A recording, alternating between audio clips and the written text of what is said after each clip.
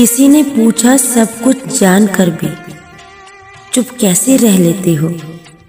मैंने जवाब दिया कोई अपने मतलब के लिए इतना गिर सकता है, ये देखना अच्छा लगता है।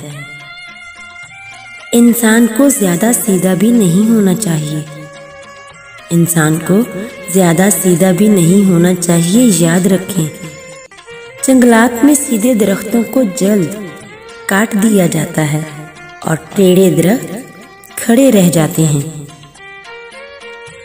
जिंदगी बहुत तलख है, जिंदगी बहुत तलख है और उसमें लोग अपने अपने हिस्से का जहर मिलाना सवाब समझते हैं। अजीब रिश्ता रहा कुछ इस तरह अपनों से, अजीब रिश्ता रहा कुछ इस तरह अपनों से। ना नफरतों की वजह मिली, ना मोहब्बतों का सिला मिला।